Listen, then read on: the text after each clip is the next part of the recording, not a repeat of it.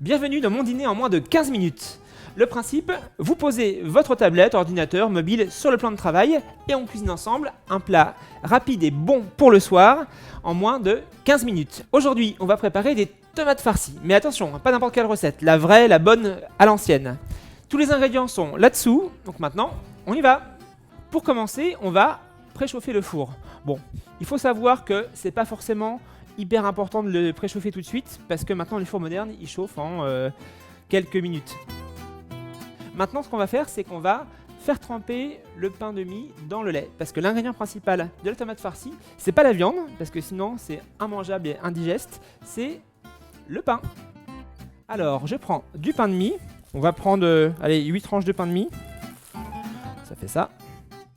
Alors oui, le pain, on le réduit en miettes, parce qu'on n'a pas forcément besoin de tellement plus. L'intérêt du pain, c'est que ça va permettre de recycler un reste de viande.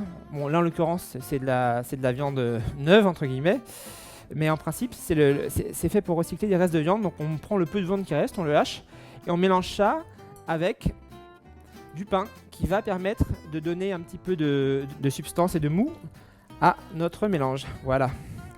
Bon, là j'ai mis beaucoup de lait, mais c'est pas grave, on n'est pas obligé de tout mettre après dans la préparation. Là j'ai utilisé du lait normal, on peut aussi utiliser du lait d'avoine, sauf le lait de soja. Le lait de soja, comme tout ce qui est au soja, il vaut mieux que ça soit fermenté, soit cuit. Sinon ça peut poser des petits problèmes au niveau des hormones, paraît-il. Donc bon, plutôt lait d'avoine ou lait de riz, ça marche très bien, c'est très neutre. Maintenant on va s'occuper des tomates, nos tomates. Donc j'ai 4 belles tomates que j'ai déjà lavées, je suis très prévoyant. Et mes belles tomates, je vais leur couper la tête. C'est mon côté révolutionnaire ça. Évidemment, dans la cuisine, toujours un couteau qui coupe bien, parce que sinon on est embêté. Alors, il coupe pas si bien que ça en fait. Voilà, je leur coupe la tête. J'ai pas de guillotine sous la main. Voilà. Alors évidemment, les tomates farcies à faire en saison. C'est-à-dire la saison des tomates, ça va de juillet à, on va dire en ce moment avec le réchauffement climatique, à octobre. Mais par contre, au mois de janvier, les tomates farcies, non quoi, c'est pas raisonnable. J'ai retiré la chair des tomates parce qu'il faut bien avoir de la place pour mettre des choses dedans. Et pour ça, j'ai utilisé une cuillère parisienne, mais je peux aussi bien utiliser un couteau ou une petite cuillère normale, mais ça c'est plus pratique. Et je vais garder la chair dans une casserole pour faire une sauce.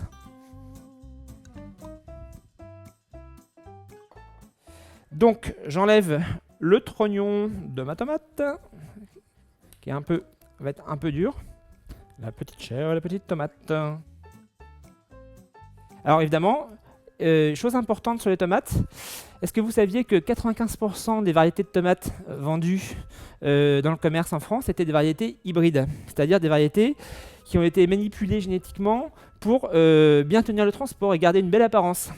Mais le problème, c'est que ces variétés, elles sont entre 5 et 12 fois moins riches en nutriments que les variétés anciennes. Les vrais cœurs de bœuf, elles ont une forme de cœur, c'est-à-dire qu'en fait, là où il y a la tige, c'est la partie la plus large, alors que maintenant, on trouve des espèces de tomates toutes cannelées en forme de pyramide, où la partie la plus large est en bas. Donc pas du côté de la tige. Ça, vous n'achetez pas, ça n'est absolument pas bon. C'est du manipulé pour faire joli, pour faire croire que c'est authentique. Mais surtout, si vous pouvez les acheter près de chez vous, auprès d'un petit producteur, demandez-lui conseil et demandez-lui des variétés anciennes. Ce sont les meilleures et les meilleures pour la santé. Ça aussi, c'est important. C'est la partie la plus compliquée des tomates farcies. C'est retirer l'intérieur, mais en même temps, cet intérieur, il va vous servir à faire une délicieuse sauce tomate qui va accompagner la tomate et le riz qu'on va faire avec. Alors, je me débarrasse du trognon, entre guillemets, comme pour les pommes. Qu'est-ce qu'on va faire? On va mettre du sel. Un petit peu de sel au fond. Et maintenant, on va pouvoir s'occuper de la farce. Et on va s'occuper de nos amis, la gousse d'ail et l'oignon. La gousse d'ail, je l'écrase. Comme ça, c'est plus facile à éplucher. Et après, j'enlève le germe. Je hache mon ail. Ça, vous pouvez le faire au mixeur aussi. C'est-à-dire qu'en fait, là, je fais la version longue, mais le plus simple, c'est d'avoir un mixeur, on met tout dedans et puis ça mélange, quoi. L'oignon, on va faire simple aussi. Hop, on enlève la peau. Alors, pour ne pas pleurer en épluchant un oignon, solution numéro 1, vous achetez des oignons surgelés. Et comme ça, ça va plus vite et vous cassez pas la tête et vous risquez pas de pleurer. Deuxième solution, vous faites ça et vous coupez en deux la veille et tous les gaz lacrymaux se seront échappés pendant la nuit et donc le lendemain vous pouvez couper comme vous voulez, ça ne piquera plus ou quasiment plus. Bon, pas trop finement non plus parce qu'il faut qu'il reste quand même des petits morceaux pour donner du goût à l'ensemble. Après c'est comme on aime, l'oignon, on le prépare comme on l'aime. Ce que vous pouvez faire aussi c'est préparer des oignons à l'avance, c'est-à-dire vous en hachez beaucoup, vous pouvez même les hacher au mixeur. Et vous en surgelez une partie. Plutôt que d'acheter vos oignons surgelés, ça coûte encore moins cher. Même si les oignons surgelés, c'est pas très cher. Hein. Voilà. Et voilà, donc mes oignons, mon ail, c'est prêt. Ce que je vais faire, c'est que je vais égoutter mon pain avec une passoire. Vous voyez, il est bien imprégné. Pas la peine de mettre tout ce lait, sinon la farce va être complètement liquide. J'appuie un petit peu, hein, comme une petite éponge. Pas besoin d'avoir tout ce liquide dans le fond. Voilà, et je remets tout ça dans mon saladier. Pouf! Je mets mon ail et mes oignons, et mon oignon. Et qu'est-ce qui manque à la farce? Évidemment, la viande. Où est-elle cette viande? Au frigo, évidemment. Donc là, c'est de la chair à saucisse, tout simplement. Mais vous pouvez très bien prendre autre chose, de la viande hachée, n'importe quoi, ou des restes. Si vous avez un reste de... Le top, c'est un reste de bourguignon. Là, c'est juste sublime. Vous mélangez ça avec votre farce. Alors là, pour le coup, il y en a beaucoup. Il y en a, à mon sens, oui, là, il y en a 500 grammes. Là, il faut 300 grammes, pas plus. Il ne faut pas qu'il y ait plus de viande que du reste. C'est même plutôt l'inverse. Et là, on y va avec les mains bien propres. On malaxe, on mélange tout ça. De la même manière, là, vous pouvez passer au mixeur. Ça vous évite de vous salir les mains. Mais bon, j'aime le contact avec la nourriture. Et comme ça, vous savez vraiment, vous allez sentir quand vous aurez la bonne texture. Voilà. Ouais, là, ça m'a l'air pas mal.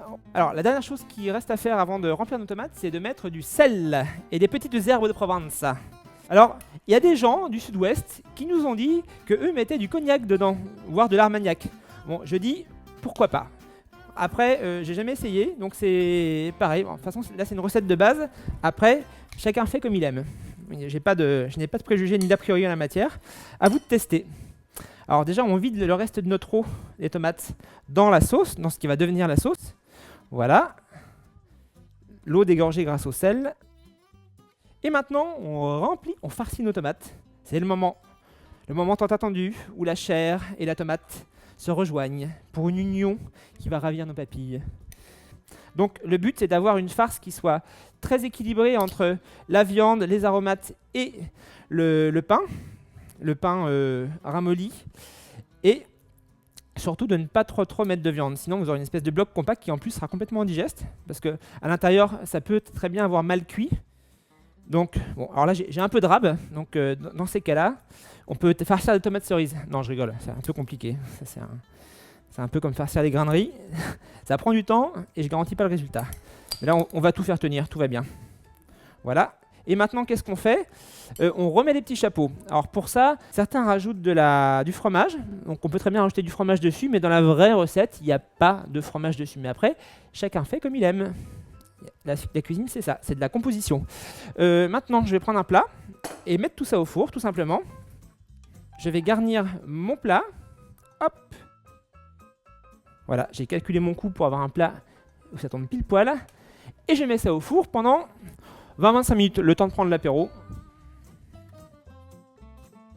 Oui, parce que on m'a dit, oui, mais il y a un temps de cuisson, c'est pas que 15 minutes. Mais la promesse, c'est de ne pas passer plus de 15 minutes à préparer. Après, le temps de cuisson, vous en servez pour donner le bain aux enfants, pour préparer l'apéro, pour vous relaxer, faire une sieste, méditer un peu. Et voilà, maintenant on passe à la sauce. Déjà, je commence par faire tourner les tables, hein. C'est mon côté spirituel. Hop. Maintenant, on va faire une délicieuse sauce tomate. On met notre chair de tomate dans une casserole qu'on fait chauffer. Et qu'est-ce qu'on va faire? On va la mixer, parce qu'effectivement, là, ça ressemble pas à grand-chose. Pour ça, j'ai besoin d'un mixeur. Ce qu'on appelle un mixeur plongeant ou un mixeur girafe. Alors, ami des animaux.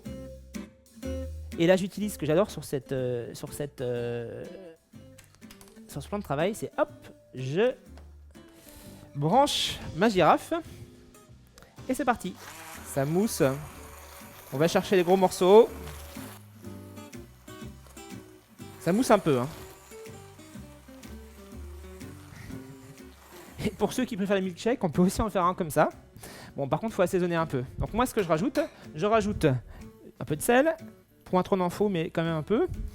Des herbes de Provence. Alors si vous avez de l'origan, du romarin, des herbes fraîches, c'est encore mieux. Mais là, en l'occurrence, comme j'en ai pas, je prends des herbes pas fraîches. Et de l'huile d'olive. L'huile d'olive, me demandez pas, j'en mets un peu partout, hein. Je trouve que ça donne un petit goût. Et maintenant, on n'a plus qu'à faire mijoter de manière à ce que ça ne déborde pas. Et évidemment, avec quoi on va servir tout ça? Ces tomates et cette sauce tomate avec du riz. Eh bien, on va le rincer. Donc, mon petit riz basmati, en l'occurrence, je le mets dans une casserole. J'en mets pour 4 environ. Allez. Pourquoi est-ce qu'on rince le riz? Déjà, quand c'est du riz en vrac, parce qu'il peut être sale, il peut y avoir de la poussière, toutes sortes de choses dessus. Alors, on va le rincer 4-5 fois jusqu'à ce que l'eau soit la plus limpide possible.